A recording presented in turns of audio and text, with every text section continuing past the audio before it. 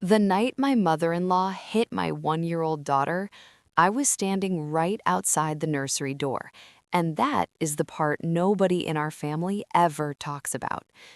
My name is Julia Hargrove, and I live in a 15,000 square foot house in Buckhead, Atlanta, where the magnolias bloom white and perfect every spring, and the secrets rot quietly underneath them.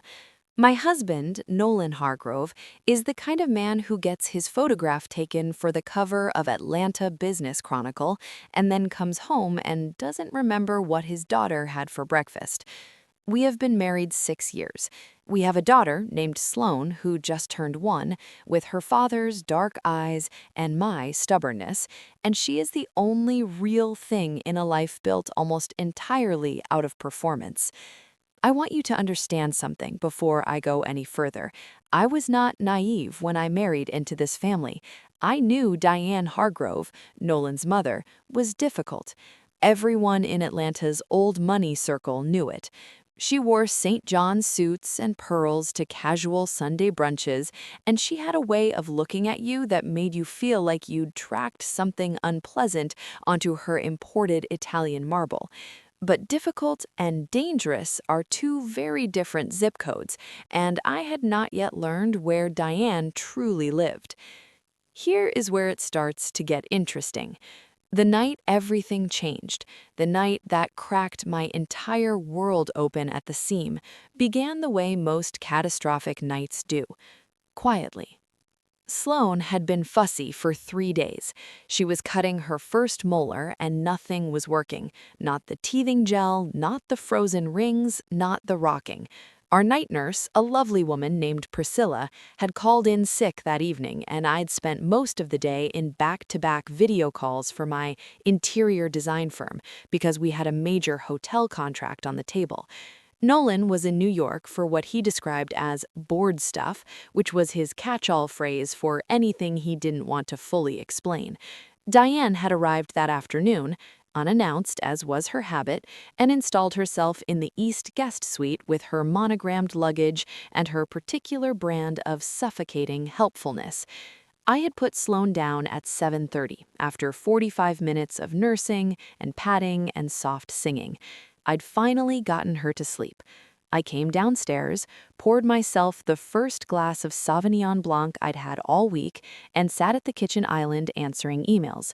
Diane was somewhere in the house, doing what Diane did, moving through rooms silently, rearranging things, leaving behind a faint trail of Chanel No. 5 and judgment. But here is what you need to know. Around 10:15, Sloane started crying again, not whimpering, really crying, that sharp, distressed cry that any mother knows is different from ordinary fussiness. I set down my glass. I was already standing, and then I heard something that froze every single cell in my body.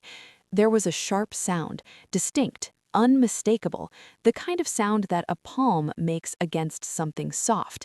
And then, for one terrible half second, the crying stopped completely, like it had been cut with scissors before Sloane's voice came back louder and more panicked than before. I was up those stairs before I even consciously decided to move. I pushed open the nursery door, and what I saw is burned into the back of my eyelids permanently. Diane was standing over the crib in her silk pajamas and her hair still perfectly set. Sloane was on her back, face red, screaming, her little arms reaching up, and Diane's right hand, I will never forget this as long as I breathe, was at her side, fingers splayed, like she had just released something. Now you're thinking, what did you do, Julia? And here is the part where the story gets complicated, because what I did in that moment was not what you would expect from a mother who loved her child, and the reason why, the real reason, is something I am still trying to forgive myself for. I did not scream. I did not throw Diane out of my house. I stood in that doorway for 4 full seconds, shaking so hard my wine glass would have rattled, and I looked at Diane's face. She turned to me slowly. Her expression was not guilty. It was not even particularly startled. It was annoyed, Mildly, the way you'd look at a neighbor whose dog had gotten into your rose bushes again. She said, her voice perfectly level, she wouldn't stop crying. She needed to understand that there are consequences for disrupting everyone's sleep. And then she walked past me out of the room like she'd just told me the weather. And I let her. God help me, I let her walk right past me. Why? That is the question eating me alive. Why didn't I grab her by that silk collar and drag her back? Why didn't I call Nolan right then? Here is the truth I have to live with. Because I was afraid. Not of Diane, not exactly. I was afraid of what would happen to the version of my life that I had spent 6 years carefully constructing if I blew it up in that moment without ammunition. I had learned enough about the Hargroves to know that in their world, the woman without leverage is always the one who ends up losing, and I had nothing, not yet. I scooped Sloane out of her crib and held her against my chest and walked her in circles for an hour while she cried herself back to sleep. I examined every inch of her in the soft glow of the nightlight. There was a faint pink mark on her cheek, small but there, real. I pressed my lips to it and I made her a promise in a whisper so quiet not even the walls could hear. I told her, Mama is going to fix this. Not tonight, but I am going to fix this. But what I didn't know yet, what I couldn't have possibly known standing in that nursery at midnight, was that Diane hitting my daughter was not even close to the worst thing happening in my house. That discovery was still coming, and when it arrived, it would not come quietly. The next morning, I watched Diane eat her egg white omelet at my kitchen table and discuss her garden club spring fundraiser with the cheerful authority of a woman who had done absolutely nothing wrong. She used my good linen napkins, she called the housekeeper Rosa by the wrong name, deliberately, I'd always suspected. She commented that Sloane looked overtired and suggested I reconsider my parenting approach. I smiled, I poured her more coffee. I was already planning. I called my friend Tasha on my way to a client meeting, speaking quietly in the back of my car with the privacy partition up. Tasha Okafor was my college roommate, now a family law attorney in Midtown, with a reputation that made opposing counsel physically uncomfortable. I told her what I'd seen. There was a pause. Then she said, Julia, you cannot let that woman stay in your house another night. I told her I needed a few days. She said, why? And I said, because I need to know what else she's hiding. Another pause. Then Tasha said, very quietly, what do you mean, what else? And I told her I didn't know yet, but something wasn't right with Nolan. Something had been off for months, and I had a feeling, the kind of feeling that lives in your stomach rather than your head, that Diane's presence in my house that particular week was not accidental. That feeling, it turned out, was the most accurate thing in my life. Nolan came home from New York on Thursday. He kissed my cheek at the door the way you kiss a colleague at a networking event, present but not really there. He played with Sloane for exactly 22 minutes before his phone started buzzing. He took the call in his study with the door closed. I watched the light under the door for 40 minutes. When he came out, his face was arranged into a careful, neutral expression that he'd clearly practiced. He said he was exhausted and going to bed early. He did not ask me how my week had been. He did not mention his mother, who was still living in our guest suite. He said goodnight to me with the lights off, his back already turned. I lay in the dark listening to him breathe, and I thought about the night I met Nolan Hargrove at a charity gala in Midtown. He had been magnetic then. Funny, warm, attentive in a way that felt rare in rooms full of men performing wealth rather than living it. I thought I had found something genuine inside all that shine. 6 years later, I was lying next to a stranger in a $14,000 bed, and I was cataloging evidence. But here is the hook you didn't see coming. While I was watching Nolan, someone else had been watching me.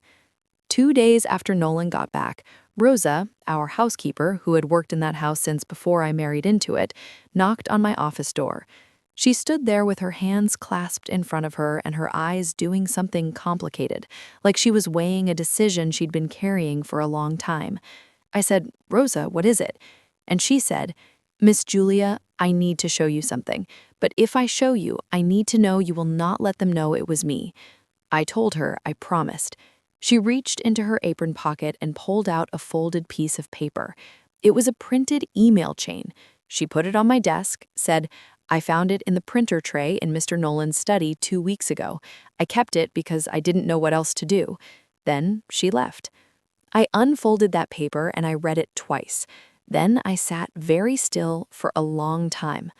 The emails were between Nolan and a woman named Petra Sundal, who was, according to her email signature, a senior associate at Hargrove Capital's Seattle satellite office. The emails spanned 4 months. They were not ambiguous. They were not something that could be explained away as professional correspondence or a misunderstanding.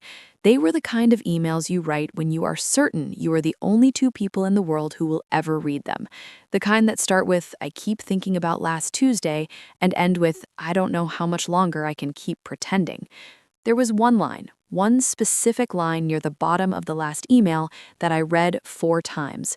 Nolan had written, Mother knows. She's the one who suggested the arrangement. I didn't want to do it this way, but she said it was cleaner. Mother knows. She suggested the arrangement. All the air left the room. I put the paper in the false bottom of my desk drawer, a feature I'd had installed during a paranoid phase 2 years earlier and had never actually used until this moment, and I sat back in my chair, and I looked at the ceiling of my beautiful office in my beautiful home in Buckhead, and I thought about Diane standing over my daughter's crib. I thought about the pink mark on Sloane's cheek. I thought about every single Sunday brunch where Diane had smiled at me across her crystal stemware with that expression I'd always read as condescension, but now understood was something else entirely. It was strategy. It had always been strategy. I was not a daughter-in-law to Diane Hargrove. I was an obstacle, and she had apparently been working on clearing me for quite some time. But what did the arrangement mean? That was the question that kept me up that night and the night after. What exactly had Diane suggested? Was it just the affair? Keep Petra somewhere convenient, manage Julia, maintain the image? Or was it something bigger? Something with legal implications? Something with financial implications? I needed to know before I moved a single inch. I called Tasha again. This time I didn't speak softly. I read her the relevant lines from the email. The silence on her end stretched long enough that I checked my phone to make sure the call hadn't dropped. Then she said, Julia, I need you to listen to me extremely carefully. I said I was listening. She said, do not touch any joint accounts. Do not confront Nolan. Do not under any circumstances let Diane know you've seen this. Can you do that? I said yes. She said, I'm going to need you to get me access to 3 years of the household financial records without anyone knowing you've done it. I said I could do that. And she said, and this is the part that made something shift inside me from grief to something sharper and colder. She said, Julia, I think this goes deeper than an affair. I think they've been building something, and I think you need to understand exactly what before the walls close in. The walls close in. Tasha had used that phrase deliberately. I knew it even then. What I did not know, what I was about to discover in the next 72 hours, was that the arrangement Nolan and Diane had built was not just personal. It was financial, it was legal, and it had a timeline. A timeline, it turned out, that was already very nearly complete. I found the first piece on a Friday afternoon when I accessed the cloud backup of Nolan's home office computer, something I'd been able to do for 2 years through a shared family tech account that Nolan had set up and then forgot I had access to. What I found was a folder inside a folder, inside a folder, nested so carefully you would only stumble on it if you were specifically looking. Inside was a document titled Restructuring Spousal Asset Transfer Protocol. I am not a lawyer, but I have been running a business for 8 years, and I know how to read a contract. I read it 3 times, and by the 3rd time, my hands had stopped shaking enough to take clear screenshots on my phone. The document outlined a plan to transfer a significant portion of the marital assets, including my design firm, which I had built before I ever met Nolan Hargrove, into a Hargrove family trust structure, in a way that, post-divorce, would leave me with considerably less than the law would otherwise provide. The plan had been drafted by a law firm I did not recognize. It was dated 11 months ago, and on the signature line at the bottom, already signed, was not Nolan's name. It was Diane Hargrove's. Diane had signed a document about my assets 11 months ago. I sat in my car in the parking garage beneath my office building, and I cried for exactly 7 minutes. Not because I was weak, because 7 minutes was all I was willing to give it. Then I wiped my face, called Tasha, forwarded her the screenshots, and said 4 words that felt like stepping off a ledge. Tell me what to do. And Tasha, brilliant, terrifying Tasha, said, "First, we need to talk about your daughter." Because here is what I had not yet told Tasha, what I had not told anyone, because I was still trying to convince myself I had misread the situation. 3 days after the night in the nursery, I had taken Sloane to her pediatrician under the pretense of a routine check. The pediatrician, Dr. Nuachkuwu, had examined Sloane thoroughly. She had looked at the mark on her face, which was still faintly visible. She had asked me a direct question, and I had given her a direct answer. She had documented it. She had not yet reported it anywhere, but she had told me, quietly, hand on my arm, "Julia, this needs to be documented properly. If something like this happens again, I am obligated to report. And even from this visit, I want you to know that I have written everything down." Everything written down. Documentation, a paper trail started by someone else that I had not even asked for. I didn't sleep that night. I lay in the dark beside Nolan, who was sleeping peacefully, which told me everything about his conscience, and I thought about all the ways this could go wrong. If I moved too fast, Diane's lawyers would bury me. If I moved too slow, the asset transfer would complete. If I made noise publicly, Nolan's family had enough connections in Atlanta's legal and social ecosystem to make my life very difficult. But if I was quiet and careful, and I let them think I still didn't know anything, if I kept pouring Diane's coffee and smiling at Nolan's work stories and going to junior league luncheons like my marriage was a showroom that stayed open on Sundays, then I had something they did not. I had time, and I had proof. And somewhere inside the mess of this marriage and this family, I had the beginning of a plan that was going to change everything. But there is one more thing I haven't told you yet. One thing that happened on that Sunday morning, the day before I finally took Sloane to the hospital. One conversation that I had with Diane over coffee in the sunroom. The kind of conversation that seems ordinary until you run it back in your head 16 times and realize that nothing about it was ordinary at all. Diane had looked at me across her coffee cup, tilted her head, and said in the sweetest voice imaginable, "Julia, darling, I hope you know that whatever happens with you and Nolan, this family will always take care of Sloane." I had smiled. I had said thank you, but the hair on the back of my neck had stood straight up, because the phrase she used was not, "We will take care of you and Sloane." It was, "Whatever happens with you and Nolan," spoken like the divorce was already done, like I was already the past tense. I didn't show it. I kept my smile perfect. I poured her more coffee, and inside, something finished becoming something else entirely. The part of me that was still hoping this was fixable went quiet. The part of me that had survived a childhood with nothing and built everything I owned from scratch got very, very loud. Sloane spiked a fever that night, 104.1. She was lethargic and glassy-eyed, and when I picked her up, she didn't reach for me the way she always reached. She just lay against my chest, breathing in shallow little pulls, and the foam, God, that foam at the corner of her tiny mouth, I have never moved faster in my life. I grabbed my keys, I grabbed Sloane, I did not stop to tell Nolan, I did not stop to tell Diane. I drove to Piedmont Atlanta Hospital with Sloane in her car seat behind me, making a sound that I pray to God I never hear again, talking to 911 the entire time. The ER team took her from my arms the moment I walked through those sliding doors, and I stood in the middle of that waiting room alone, still in my pajamas, no shoes, and I understood for the first time with complete, terrifying clarity exactly how much I had to lose.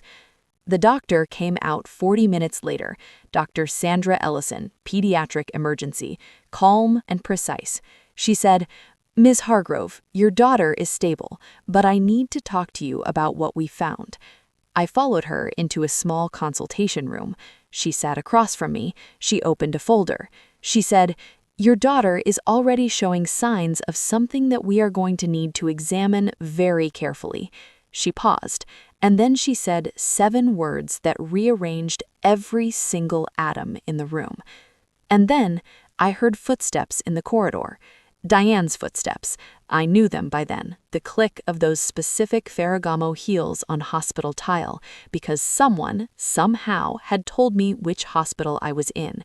She pushed open the door without knocking, saw my face, saw the doctor's face, saw the open folder, and she gasped. She looked at Dr. Ellison and she said, and I will hear these words for the rest of my life, "You're joking, right?"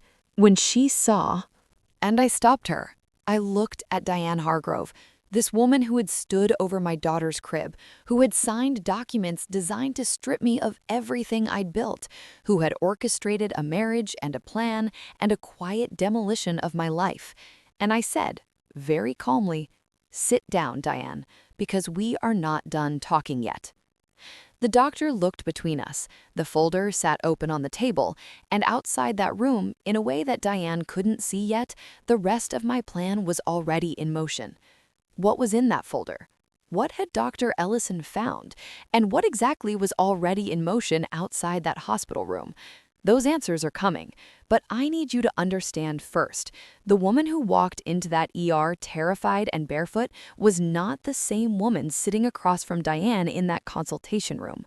Something had finished changing, and Diane Hargrove, for the first time in her 63 perfectly curated years, was about to walk directly into something she had not planned for. She just didn't know it yet. There is a specific kind of silence that falls over a room when the truth finally stops hiding. I know that silence now. I had been living in its opposite, in noise and performance and carefully constructed calm for so long that when the real silence came, in that small consultation room at Piedmont Atlanta Hospital, with my daughter down the hall and Diane Hargrove sitting across from me like she still owned the air, I almost didn't recognize it for what it was, the beginning of the end. My end of being afraid, their end of getting away with it. Let me go back 24 hours, because you need to understand what was already in motion before Diane clicked down that hospital corridor in her Ferragamos. The night before, after I'd gotten Sloane's fever down to 101 with a lukewarm bath and children's Tylenol, and after I'd finally gotten her settled in her crib around 2 in the morning, I had not slept. I had sat in my home office with every document, every screenshot, every forwarded email spread across my desk, and I had called Tasha at 2:30 a.m. knowing she would pick up, because that is the kind of friend she is.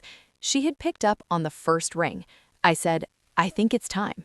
She said, "I've been waiting for you to say that for 10 days. I've already drafted the filing." I said, "You drafted it without me asking?"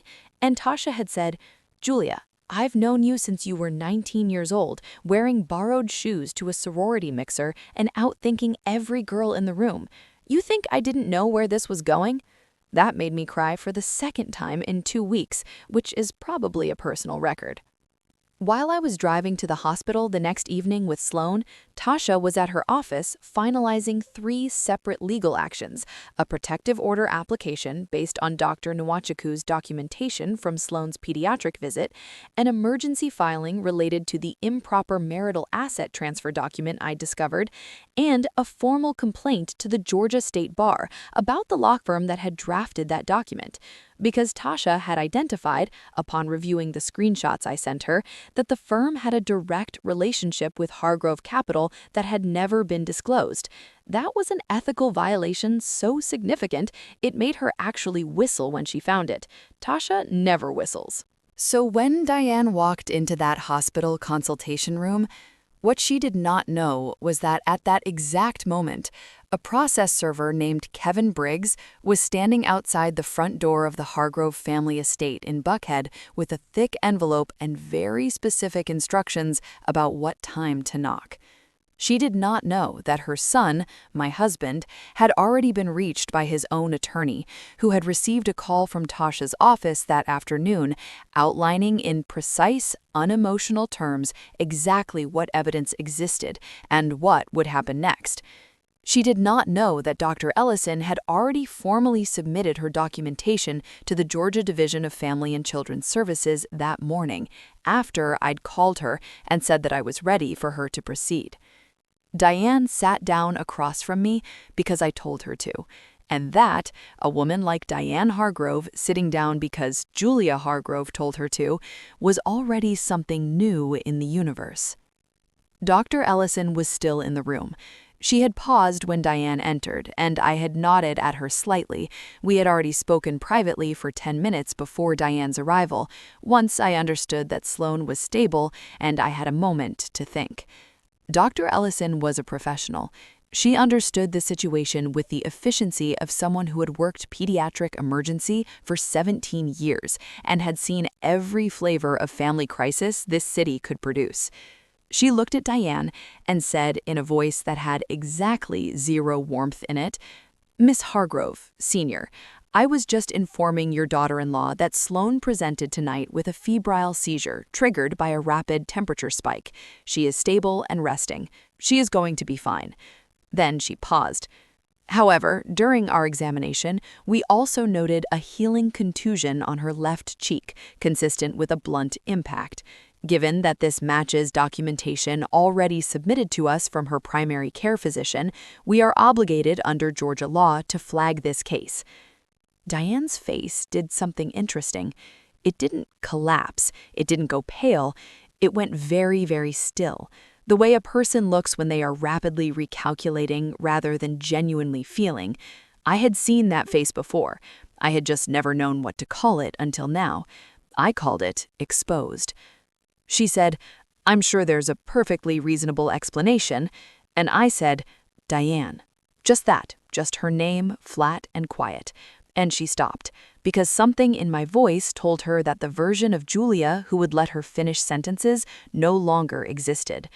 I looked at her, and I said, "I know about Petra Sundel. I know about the asset transfer document you signed 11 months ago. I know about the law firm and the undisclosed conflict of interest. And I know about whatever it is you said to Nolan when you told him this arrangement was cleaner." I watched every word land. I watched the recalculation happen in real time behind her eyes. Then I said, "The only question I have for you right now in this room is whether you would like to see how much your granddaughter looks like you when she's sleeping, or whether you would like to explain to me what possessed you to put your hands on her." The silence that followed was cathedral-sized. Diane opened her mouth, closed it, opened it again. What came out was not an apology. It never would have been, not from Diane, not genuinely. What came out was, "Everything I have done has been for this family." And there it was, 6 words, the whole architecture of her self-justification in a single sentence. Everything for this family. Not for Sloan, not for me, for the family, which in Diane's calculus was the Hargrove name, the Hargrove money, the Hargrove legacy. A legacy that required its women to be assets or obstacles, nothing in between. I said, "I know, that's exactly the problem." Let me tell you what happened with Nolan, because you deserve to know the full shape of it. He called me at 9 p.m. while I was still at the hospital, Sloan finally asleep in a monitored pediatric room with a pulse ox on her tiny finger and a stuffed elephant I'd grabbed from the hospital gift shop tucked against her side. He didn't ask about Sloan first. He said, "Julia, I just got off the phone with my attorney." I let the silence sit there for a moment, and then I said, "I know." He said, "How long have you known?" I said, "Long enough." He said, "I want you to know that I did not plan for it to go this far." And I thought about that. I really thought about it, standing in that hospital corridor with the fluorescent lights humming overhead. And I said, Nolan, I am at the hospital with our daughter, who had a seizure tonight. I am done having conversations about what you planned. He went quiet. Then he said something that surprised me enough that I had to check my own reaction. He said, Is she okay? And his voice broke slightly on the word okay. I want to be fair. I always want to be fair, even when fairness costs me something. And so I tell you this. I believe he loved Sloan. I believe that was real. I believe it is entirely possible to love your child genuinely and still be the kind of man who lets his mother sign documents stealing from his wife while he sleeps with someone in the Seattle office. People are not simple. Nolan was not simple. But complicated does not mean consequence-free. That is the lesson I was done learning the slow way. I said, She's okay. She's sleeping. We need to talk about next steps, but not tonight. Have your attorney call Tasha. He said, Tasha's involved? I said, Tasha's been involved for 10 days. Another silence. Then he said, Julia, I'm sorry. I said, I know. And I hung up because Sloan was starting to stir, and my daughter needed me more than my soon-to-be ex-husband needed absolution. Now, here is where it gets good. Here is the part I want you to really hear. Diane left the hospital that night in the car that arrived for her, which she had called without saying goodbye to me, without asking to see Sloan, without a single acknowledgement of what had just sat in that room between us. She got in that black town car, and she rode back to the Hargrove estate, and I assume she got on the phone with her attorneys and her contacts and whatever web of carefully maintained relationships she had been spinning for 6 decades. I imagine she thought she could still manage this. I imagine she still believed the machinery she had built was robust enough to grind me down. What she did not know was that the envelope Kevin Briggs had delivered was not just legal paperwork. Tucked inside it, behind the official filings, was a single sheet of paper that Tasha had included at my specific request. On it was printed the first page of the restructuring spousal asset transfer protocol document, the one with Diane's signature on the bottom. Beneath it, in my own handwriting, was one sentence. I have the rest. Call it off or I release everything to the Atlanta Business Chronicle's financial desk. I want to be clear. I was not bluffing. I had already made contact with a journalist named Sandra Park at the Chronicle, who covered financial misconduct and had 3 Pulitzer nominations and a reputation for being untouchable once she had a story in her teeth. I had sent her a preliminary summary, nothing that could be published yet, nothing that crossed a legal line, just enough to let her know the shape of what was coming. Sandra had responded within 4 hours. She was interested. She was very, very interested. The next morning, Tasha called me at 7 a.m. and said, Diane's attorneys called me at midnight. I said, and? Tasha said, they want to negotiate. I said, what are our terms? Tasha said, whatever you want them to be, honey. You have the leverage now. Whatever you want them to be. I had never heard those words applied to my own life. I sat with them for a moment in the quiet of Sloane's hospital room. She was awake, reaching for my hair, entirely herself again, her dark eyes bright and curious, completely unaware that her world was in the process of being restructured. And I thought about what I actually wanted. Not what I was owed, not what would punish them most. What I actually wanted, going forward, for my daughter and myself. Here is what the terms were. My design firm, unencumbered and fully in my name, with documentation reversing every attempted transfer, and a notarized acknowledgement that it had always been my separate property. Full primary custody of Sloan, with Nolan having generous visitation, because, complicated as he was, Sloan deserved her father, and I was not in the business of using my daughter as a weapon. A financial settlement that would keep Sloane's life stable and fund her future. And one more thing. One thing that I had added myself, that Tasha had looked at me sideways about when I told her, and then smiled slowly when she understood. A formal, documented agreement that Diane Hargrove would have no unsupervised access to Sloan, ever. Not until Sloan was old enough to choose for herself whether she wanted a relationship with her grandmother. That clause was non-negotiable. I told Tasha, that one is the hill. Everything else we can discuss. That one we do not move from, not 1 inch. The negotiations took 11 days. Tasha was extraordinary, methodical, patient, and absolutely without mercy when the other side tried to be cute about the asset provisions. On day 7, Diane's attorneys floated the idea of a confidentiality clause that would prevent me from discussing the physical incident with Sloan. I told Tasha to tell them that if they put that proposal in writing one more time, Sandra Park would have everything she needed by end of business that same day.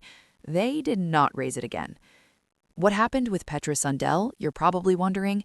I want to tell you about her because she is not the villain of this story, even though it would be easier if she were. She was a 29-year-old woman who had been in a relationship with a man who had, apparently, not told her the complete truth about the state of his marriage. When Tasha's investigation touched her peripherally, she was interviewed as part of the financial misconduct review, since some of the communication had happened through company channels. She had been cooperative. She had been, from what I understand, genuinely not aware of the full extent of what was happening on Nolan's end. I did not hate her. I did not have the energy for it. She was simply someone who had gotten tangled in somebody else's architecture, and when the structure came down, she got out of the rubble as fast as she could. The divorce was finalized on a Tuesday in April, just as the magnolias were coming into full bloom, which felt almost comically on the nose, even for Atlanta. I sat in Tasha's office and I signed my name on the last page, and Tasha handed me a glass of champagne, and we sat there in her office on the 32nd floor with the city spread out below us, and I felt something I had not expected to feel. Not triumph, not relief exactly, something quieter. Something that felt like standing on solid ground after a very long time spent in water. Sloan took her first independent steps 3 days after the divorce was finalized, 12 steps across the hardwood floor of our new apartment. Yes, I had gotten an apartment because I was not staying in that Buckhead house, not even for the satisfaction of having won it, not even for the closets. Toward me, arms out, face wide open with that specific baby joy that exists completely outside of money and legacy and all the things adults spend their lives protecting. 12 steps. I caught her on the 13th. I held her and I laughed out loud for what felt like months, and I thought, this is the only thing that was ever real. I want to tell you what happened to Diane because I believe in completeness, and I believe you've earned it. The Georgia Division of Family and Children's Services concluded their review and issued a formal finding. The incident was documented as substantiated. There were no criminal charges, she was 63, it was a first documented incident, and that is the reality of a system that is deeply imperfect. But the finding was real, and it was permanent, and it attached itself to her name in a way that her lawyers could not dissolve. When word filtered through Atlanta's social circuit, and of course it filtered because it always does, Diane stepped back from her board positions. The Garden Club fundraiser was chaired by someone else. The invitations to the kind of events she had built her identity around grew quieter, and then quieter still. She was not destroyed. I was not trying to destroy her. I was trying to protect my daughter, and I had done that. Nolan and I have managed to build something surprisingly functional as co-parents, which is perhaps the most unexpected plot twist of all. He shows up for Sloan. He is present in the way he never quite managed to be when we were married. I have a theory about this, that some people need the pressure of a role removed before they can actually inhabit it. Without being a husband, without being specifically Diane Hargrove's son playing the part of Nolan Hargrove, the executive patriarch, he became something smaller and realer. A dad who shows up on Saturday mornings with cartoons and those specific apple cinnamon pancakes that Sloan has decided are her favorite thing in the world. That is not nothing. That is, in fact, quite a lot. My design firm had its best quarter on record 6 months after the divorce. I hired 2 new associates. I won the hotel contract I'd been working on the day everything fell apart. I also started a second thing, something I hadn't planned but found myself doing anyway. I began consulting, quietly and without a formal practice, with women in similar situations. Women with resources but not leverage. Women who were being managed by families who had decided they were inconvenient. I'd get calls through Tasha, who had apparently been referring people to me for months before she told me she was doing it, because she said she knew I needed to be ready before she said anything. I hate that she's always right. I love her enormously for it. There is a moment I want to leave you with, because it is the truest thing I have. About 4 months after the divorce, I ran into Diane at a charity event that we had both, in some failure of Atlanta's social coordination machinery, been invited to, and both attended. It was at the High Museum. Spring evening, the kind of Atlanta night that is genuinely beautiful, the light going gold through those big windows. I was standing with a glass of wine talking to a client when I saw her across the room. She was with two women I recognized from the Gordon Club. She was perfectly turned out. She was performing exactly as she always performed. And she looked up and saw me. The room didn't go quiet. Nobody else noticed. It was a half-second of eye contact between two women in a crowded museum on a warm April evening. Nothing that anyone around us would have registered as significant. Diane looked at me for that half second with an expression I hadn't seen from her before. Not anger, not strategy, not the mild annoyance of a woman who'd had her plans complicated. It was something more naked than any of that. I think it was the specific expression of a person who has realized, truly, finally, without the cushion of denial, that they underestimated someone. That they looked at a woman and saw a manageable obstacle and missed, completely, who she actually was. I held her gaze for exactly as long as I felt like holding it. Then I turned back to my conversation. Not dismissively, not with drama, just turned back, because my client was mid-sentence and I was genuinely interested in what she was saying, and I had a dinner reservation at 7:30, and Sloane was with her father until Sunday, and I had a full life to get back to. That was enough. That was more than enough. Here is the moral, if you want it plainly. The women they plan against are never as powerless as the plan assumes. The mistake Diane made, the mistake that all the Dianes make, is that she looked at a daughter-in-law in a beautiful house, wearing a beautiful life, and thought she was looking at someone who needed that life in order to survive. She thought the house was the foundation. She didn't understand that I built things, that I had always built things, that everything I had ever valued I had made myself, and that if you stripped it all away, I did not disappear. I started over. I started smarter. Sloane is going to be 2 in 3 months. She has 18 words and a laugh that sounds like something good. She does not know the story of her first year. Someday I will tell her the version she can understand. Not all of it, not the ugly parts, but enough so that she knows her mother chose her, consciously, with full information, every single day. Enough so that she understands that loving her was never the hard part. It was the easiest thing I have ever done. Everything else, all the machinery, all the maneuvering, all the quiet war fought in law offices and hospital consultation rooms and on kitchen islands at midnight, was just how I made sure that love was enough to keep her safe. And it was. It was more than enough. We are still standing. The magnolias outside my new apartment bloomed last week, white and perfect and clean. I stood on my balcony with Sloane on my hip, and I pointed at them, and she reached out her hand toward the white petals and said with total conviction, "Pretty." "Yes, baby girl," I said. "Pretty and ours. Nobody else's. Ours." Quick check-in, where are you watching from? Drop it below and make sure to subscribe for upcoming stories. Thank you for being part of this journey with me. A new story is coming soon. Until then, stay strong and don't lose hope.